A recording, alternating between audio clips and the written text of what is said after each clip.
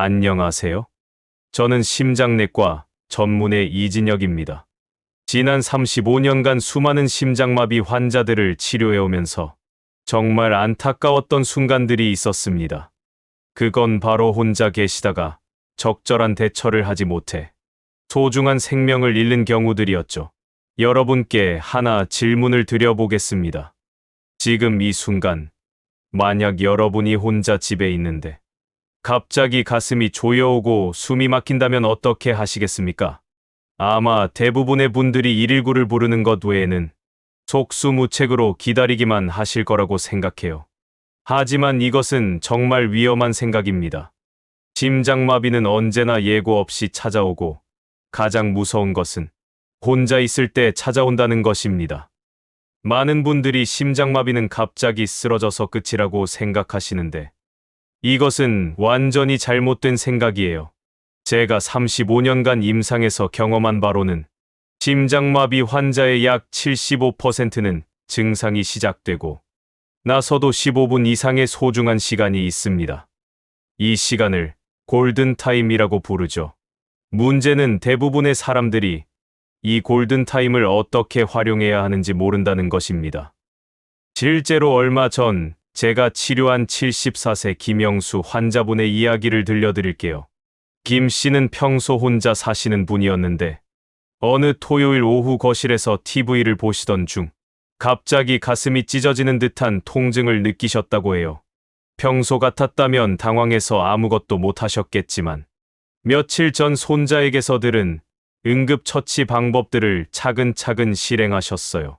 덕분에 무사히 병원까지 가서 생명을 구하셨고 지금도 건강하게 지내고 계시죠. 그런데 여러분, 혹시 이런 상황이 본인에게 온다면 과연 어떻게 대처하실 수 있을까요? 오늘 이 영상 하나가 언젠가 여러분의 생명을 구할 수도 있습니다. 특별한 의학 지식도 복잡한 장비도 필요 없어요. 누구나 할 수 있는 간단하지만 생명을 구하는 방법들을 알려드리겠습니다. 제가 35년간의 임상 경험을 통해 정리한 혼자 있을 때 심장마비가 와도 살 수 있는 8단계 완전 대처법을 지금부터 공개합니다. 그리고 영상 마지막에는 응급 상황에서 여러분을 지켜주는 3가지 황금 설정도 공개해드릴 예정이에요. 오늘 영상을 중간에 끄시면 정말 중요한 걸 놓치실 수 있습니다. 이 귀중한 정보가 도움이 될 것 같다면 구독과 좋아요를 눌러주시고 주변의 소중한 분들에게도 꼭 공유해 주세요. 여러분의 작은 행동이 누군가의 귀한 목숨을 살릴 수 있거든요. 그럼 지금부터 생명을 구하는 이야기를 시작해 보겠습니다. 여러분, 그런데 이 영상에 나오는 8단계 대처법은 순서대로 정확히 따라야 생존 확률이 극대화됩니다. 중간에 한 단계라도 놓치면 위험할 수 있으니 끝까지 꼭 집중해서 들어주세요. 1단계 심장마비 증상을 정확히 인식하고 즉시 모든 활동을 멈추세요. 가장 중요한 첫 번째 단계부터 말씀드릴게요. 심장마비의 전조 증상을 느끼면 무엇을 하고 있든 즉시 멈춰야 합니다. 이게 정말 중요해요. 먼저 심장마비의 주요 증상들을 정확히 알아두셔야 해요. 가장 대표적인 것은 가슴 중앙 부위에 짓누르는 듯한 통증입니다. 많은 환자분들이 마치 코끼리가 가슴을 밟고 있는 것 같다고 표현하세요. 이 통증은 보통 20분 이상 지속되고 왼팔이나 턱, 목 등으로 뻗어나가기도 합니다. 그런데 여기서 중요한 건 모든 심장마비가 극심한 가슴 통증으로 시작되는 것은 아니라는 거예요. 특히 여성분들과 당뇨병을 앓고 계신 분들은 비정형적인 증상을 보이는 경우가 많아요. 갑작스러운 식은땀, 메스꺼움, 구토, 어지러움, 극심한 피로감, 호흡 곤란 등이 나타날 수 있거든요. 작년에 제가 직접 진료한 70세 박정혜 환자분의 실제 사례를 들려드릴게요. 박 씨는 평소 고혈압과 당뇨병을 앓고 계셨는데 어느 날 오후 혼자 집에서 빨래를 개시던 중 갑자기 가슴이 답답해지면서 식은땀이 나기 시작했다고 하세요. 처음엔 혈당이 떨어졌나 싶어서 사탕을 찾으러 일어나려고 하셨는데 다행히 며칠 전 딸에게서 들은 교육이 생각나서 즉시 소파에 앉으셨대요. 이때 박 씨가 정말 잘한 것은 뭔가 이상하다는 느낌이 들자마자 움직임을 멈춘 거예요. 만약 계속 움직였다면 심장에 더 큰 부담을 줘서 상황이 악화될 수 있었거든요. 심장은 우리 몸의 펌프인데 이미 문제가 생긴 상황에서 더 일을 시키면 안 되거든요. 그러니까 여러분, 심장마비가 의심되는 증상이 나타나면 무엇을 하고 있든 즉시 중단하셔야 해요. 설거지를 하고 있었다면 설거지를, 계단을 오르고 있었다면 계단 오르기를, 운동을 하고 있었다면 운동을, 청소를 하고 있었다면 청소를 즉시 중단하고 안전한 곳에 앉거나 누우세요. 여기서 정말 중요한 포인트는 20만 되어도 멈춰야 한다는 거예요. 괜찮겠지. 좀 더 해보자라는 생각은 여러분의 생명을 위험에 빠뜨릴 수 있어요. 이런 상황에서는 과민 반응이 오히려 생명을 구하는 거거든요. 2단계 평소 복용하던 심장약이 있다면 즉시 복용하세요. 두 번째로 중요한 건 평소 복용하던 심장 관련 약물이 있다면 즉시 복용하는 거예요. 이건 정말 생명을 좌우할 수 있는 중요한 단계입니다. 특히 협심증으로 니트로글리세린을 처방받아 드시는 분들 있잖아요. 이 약을 혀 밑에 넣고 녹여 드시면 돼요.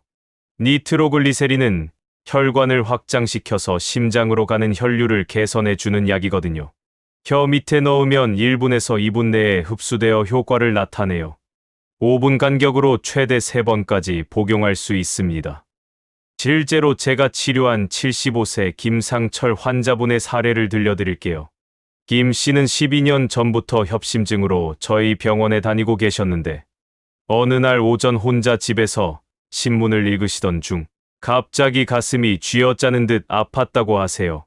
김 씨는 즉시 신문을 내려놓고 안락의자에 기대 앉으셨어요. 그리고 평소 호주머니에 넣고 다니던 니트로글리세린을 혀 밑에 넣고 기다리셨대요. 약 3분 후 통증이 조금 나아지긴 했지만 완전히 사라지지 않아서 5분 후에 한 번 더 복용하셨고요. 이때 김 씨가 정말 잘한 것은 평소 의사에게 처방받은 대로 정확히 복용한 거예요.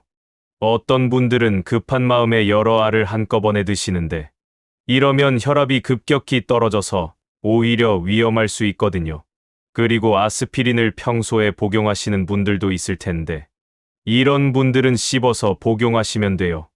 아스피린은 혈전 형성을 억제해서 막힌 혈관을 뚫는데 도움이 됩니다. 보통 100mg 하나를 씹어서 삼키시면 되는데 이때 중요한 건 씹어서 드셔야 한다는 거예요. 그래야 빨리 흡수되거든요. 하지만 여기서 주의하셔야 할 점들이 있어요. 아스피린 알레르기가 있거나 위궤양이 있는 분들은 드시면 안 돼요. 그리고 평소 혈액, 응고 억제제를 드시는 분들도 의사와 상의 없이는 드시면 안 되고요. 그런데 정말 중요한 건 평소 심장약을 드시지 않는 분들은 함부로 약을 드시면 안 된다는 거예요. 특히 남의 약을 빌려 드시는 것은 절대 금물이에요. 약물마다 금기 사항이 다르고 개인의 상태에 따라 부작용이 생길 수 있거든요. 혹시 응급 상황인데 뭐라도 해야 하지 않을까 라고 생각하실 수도 있는데 오히려 잘못된 약물 복용이 상황을 더 악화시킬 수 있어요. 그러니까 평소 처방받은 약이 없으시다면 이 단계는 건너뛰시고 다음 단계로 넘어가시면 됩니다. 그리고 약을 복용했다고 해서 안심하시면 절대 안 돼요. 이건 단지 시간을 버는 응급처치일 뿐이거든요. 다음 단계들을 계속 따라하셔야 합니다. 3단계 즉시 119에 전화하고 정확한 정보를 전달하세요. 세 번째 단계는 바로 119에 전화하는 거예요. 이때 가장 중요한 것은 정확하고 간결하게 상황을 전달하는 거예요. 전화가 연결되면 이렇게 말씀하시면 돼요. 혼자 있는데 심장마비가 의심됩니다. 가슴 통증과 호흡 곤란이 있습니다. 주소는 무슨 구 무슨 동 몇몇 번지입니다. 또는 무슨 아파트 몇 동 몇 호입니다. 이렇게 핵심만 간단 명료하게 전달하는 것이 중요해요. 많은 분들이 이 단계에서 큰 실수를 하시는데, 바로 괜찮아질 것 같은데 좀 더 지켜봐야겠다라고 생각하며 전화를 미루는 거예요. 하지만 이건 정말 위험한 생각이에요. 심장마비는 골든타임이 정말 중요하거든요. 혈관이 막힌 후 90분 이내에 뚫어져야 심장 근육의 손상을 최소화할 수 있어요. 실제로 제가 치료한 67세 정민수 환자분의 사례를 들려드릴게요. 정 씨는 평소 건강하다고 자부하시던 분이었는데 어느 일요일 오후 혼자 집에서 TV를 보시던 중 갑자기 가슴이 찢어지듯 아팠다고 하세요. 처음엔 소화불량이겠지라고 생각하며 20분 정도 참으셨다고 해요. 하지만 통증이 점점 심해지고 식은땀까지 나자 그제서야 119에 전화를 하셨어요. 다행히 신속한 대응으로 병원에서 혈관을 뚫는 시술을 받아 큰 후유증 없이 회복하셨지만요. 만약 정 씨가 좀 더 기다려보자며 더 많은 시간을 보냈다면 어떻게 됐을까요? 심장 근육이 더 많이 죽어서 평생 심부전으로 고생하실 수도 있었을 거예요. 이게 바로 골든타임이 중요한 이유거든요. 119에 전화할 때 주의하셔야 할 점들이 몇 가지 더 있어요. 첫 번째, 휴대폰이 꺼지지 않도록 충전기 근처에 있으세요. 두 번째, 응급구조사의 질문에 정확히 답변하세요. 나이, 성별, 현재 증상, 복용 중인 약물, 알레르기 유무 등을 물어볼 거예요. 세 번째, 전화를 끊지 마시고 계속 연결 상태를 유지하세요. 상황이 변할 수 있거든요. 네 번째, 증상이 시작된 정확한 시간을 말씀해 주세요. 이게 나중에 치료 방향을 정하는데 정말 중요한 정보가 되거든요. 그리고 혹시 민망해서 전화하기 어렵다거나 밤늦은 시간이라 죄송하다고 생각하시는 분 계신가요? 절대 그런 생각하지 마세요. 응급구조사들은 24시간 이런 상황에 대비하고 있고 여러분의 생명을 구하는 게 그들의 직업이거든요. 전화를 했다고 끝이 아니에요. 구급차가 도착할 때까지 해야 할 일들이 더 있어요.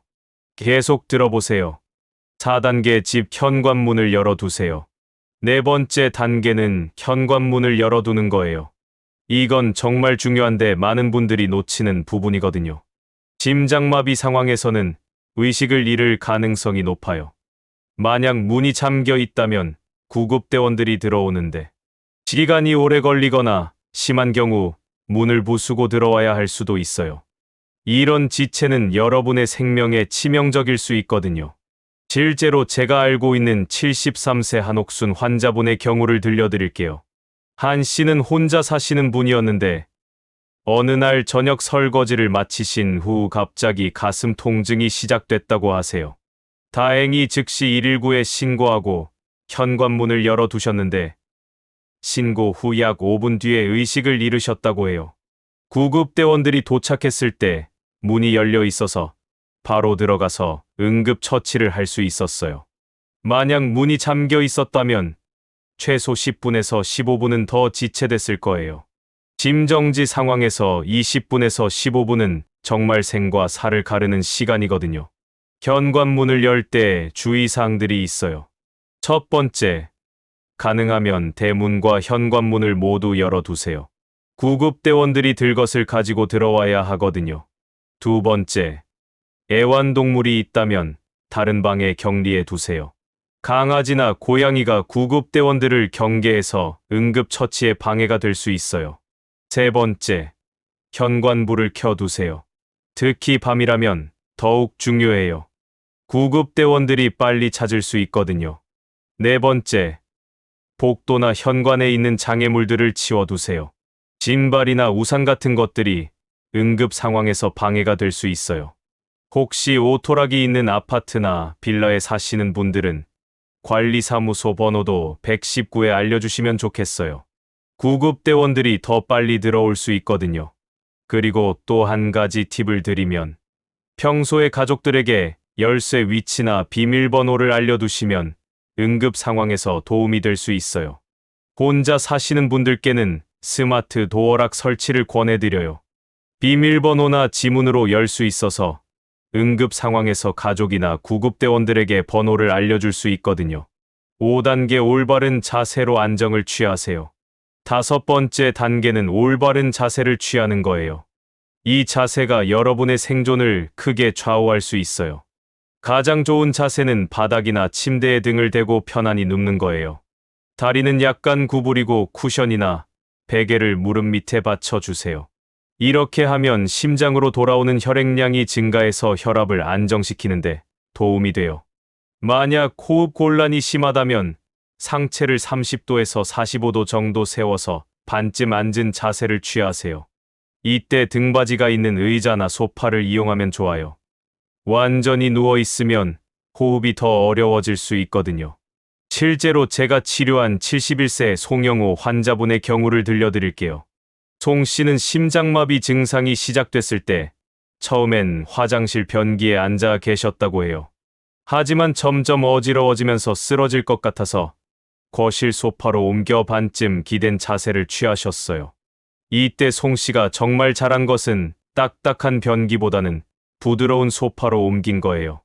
만약 의식을 잃고 쓰러진다면 다칠 위험이 적거든요.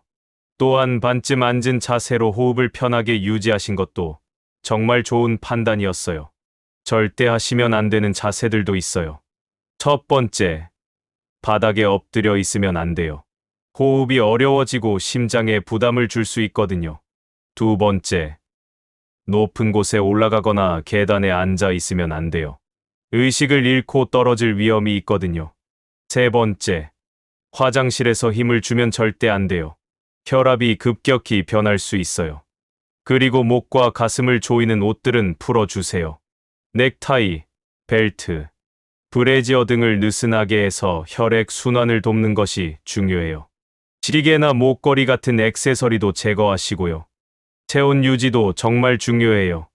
심장마비 때는 혈액 순환이 나빠져서 체온이 떨어질 수 있거든요. 담요나 이불로 몸을 덮되 너무 무겁지 않은 것으로 선택하세요. 무거운 이불은 오히려 심장에 부담을 줄 수 있어요. 그리고 혹시 토할 것 같은 느낌이 든다면 고개를 옆으로 돌리세요. 토사물이 기도로 넘어가서 질식할 위험이 있거든요. 이런 자세만 제대로 취해도 여러분의 생존 확률이 크게 높아져요. 6단계 가족이나 이웃에게 연락하세요. 6번째 단계는 가족이나 가까운 이웃에게 연락하는 거예요. 119에 신고를 했더라도 가족의 도움이 필요할 수 있거든요. 가족에게 연락할 때는 간단 명료하게 상황을 전달하세요. 지금 심장마비가 의심되어서 119에 신고했다. 빨리 와 달라고 말하면 돼요. 자세한 설명은 나중에 하고 일단 빨리 오도록 하는 것이 중요해요. 만약 가족이 멀리 있다면 가까운 이웃에게 연락하세요. 아파트라면 관리사무소에 연락하는 것도 좋은 방법이에요. 혼자 있는 상황에서 누군가가 곁에 있어 주는 것만으로도 심리적 안정에 큰 도움이 되거든요. 실제로 제가 알고 있는 74세 박철수 환자분의 사례를 들려드릴게요.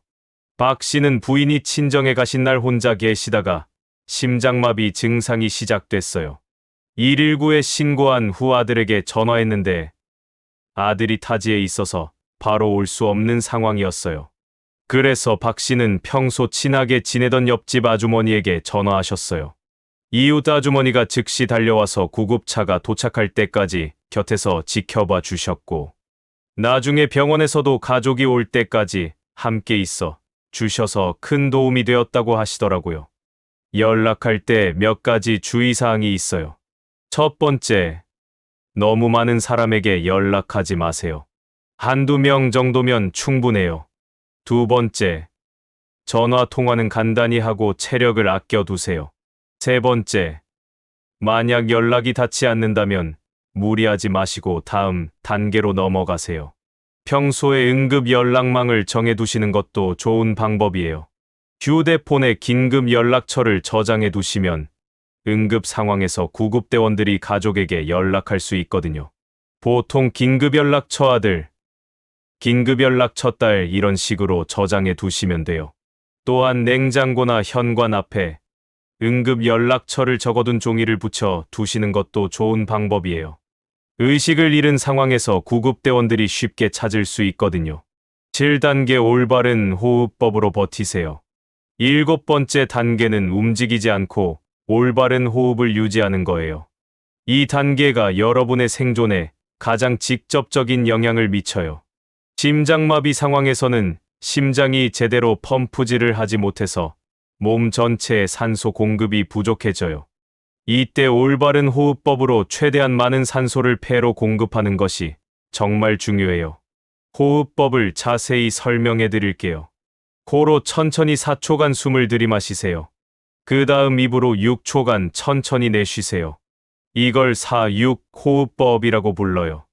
이렇게 하면 심박수가 안정되고 혈압도 떨어져서 심장 부담을 줄일 수 있어요. 호흡할 때 가슴이 아니라 배가 움직이도록 하는 복식 호흡을 하세요. 한 손을 배 위에 올리고 숨을 들이마실 때 그 손이 올라오도록 하면 돼요. 이렇게 하면 더 많은 산소를 폐로 보낼 수 있거든요. 실제로 제가 치료한 69세 최순덕 환자분의 경우를 들려드릴게요. 최 씨는 20년 전부터 요가를 배우셔서 호흡법을 잘 아시는 분이었어요. 심장마비 증상이 시작됐을 때 평소 배우신 호흡법을 그대로 적용하셨다고 해요. 구급차가 도착했을 때 최 씨는 의식이 명료하셨고 맥박도 비교적 안정되어 있었어요. 응급실 의사 선생님도 호흡을 잘 유지해서 뇌로 가는 산소 공급이 원활했다고 칭찬하셨거든요. 덕분에 큰 후유증 없이 회복하셨어요. 이때 절대 하시면 안 되는 행동들이 있어요. 첫 번째, 돌아다니거나 걸어다니면 안 돼요. 심장에 더 큰 부담을 주거든요. 두 번째, 물을 마시면 안 돼요. 의식을 잃으면 기도로 넘어가서 질식할 위험이 있어요.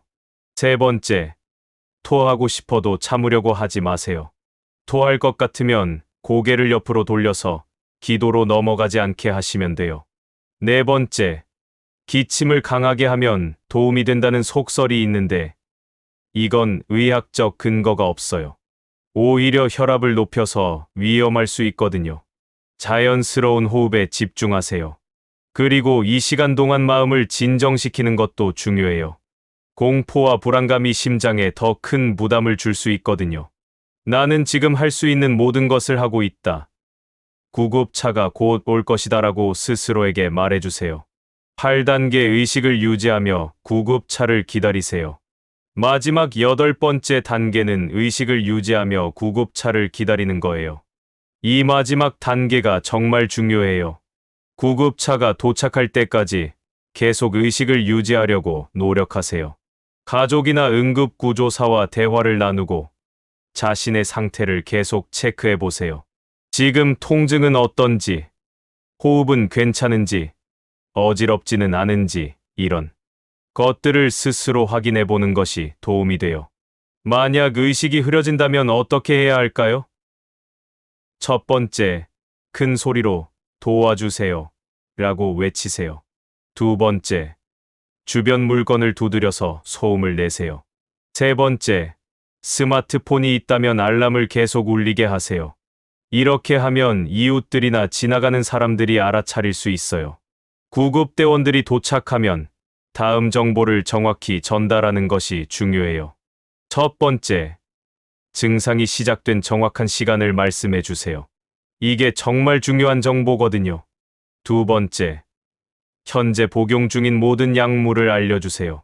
세 번째, 알레르기 정보도 꼭 말씀해 주시고요. 네 번째, 기존에 앓고 계신 질병들, 예를 들어 고혈압, 당뇨병, 심장병 같은 것들도 알려주세요. 다섯 번째, 오늘 하루 어떤 활동을 하셨는지, 무엇을 드셨는지도 간단히 말씀해 주시면 치료에 도움이 돼요. 실제로 제가 치료한 72세 이영수 환자분의 경우를 들려드릴게요. 이 씨는 혼자 계시던 중 심장마비 증상이 시작되어 이 8단계를 모두 실행하셨어요. 구급대원들이 도착했을 때 의식이 명료하셨고 정확한 정보 전달 덕분에 병원에서 신속하게 치료받을 수 있었어요. 특히 이 씨가 오후 2시 30분경 갑자기 가슴 통증이 시작됐다. 고 정확한 시간을 말씀해 주셔서 의료진이 혈전용해제 투여 시기를 정확히 판단할 수 있었어요. 이런 작은 정보 하나가 치료 결과를 크게 좌우할 수 있거든요. 그리고 구급차 안에서도 계속 의식을 유지하려고 노력하세요.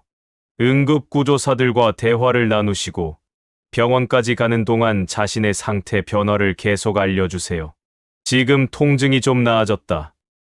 숨쉬기가 조금 편해졌다. 이런 식으로요. 그럼 이번엔 응급 상황 대비 3가지 황금 설정을 설명드릴게요. 지금까지 혼자 있을 때 심장마비가 올 경우를 대비한 실전 대처법을 알아봤어요. 하지만 여기서 끝이 아니에요.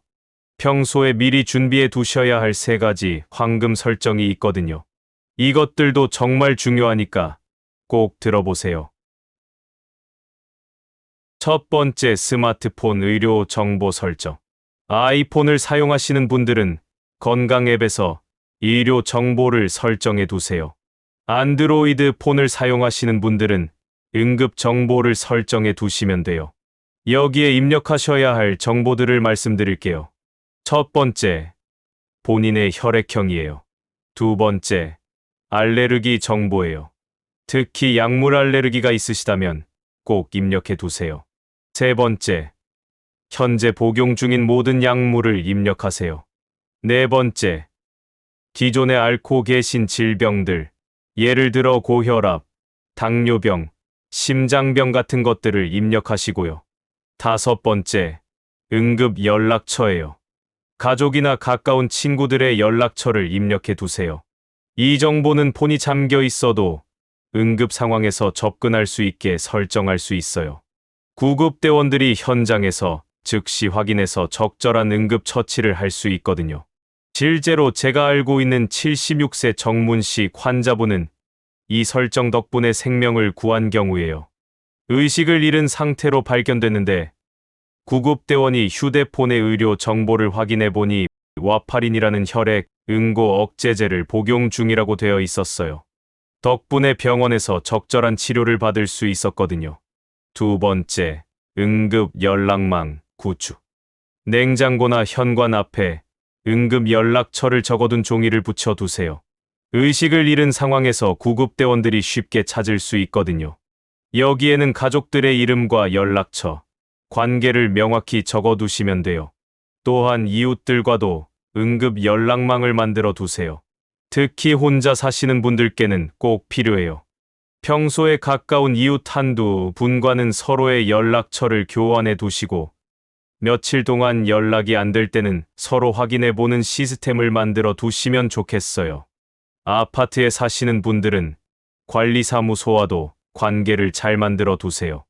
응급 상황에서 도움을 받을 수 있거든요. 세 번째, 스마트 도어락 설치.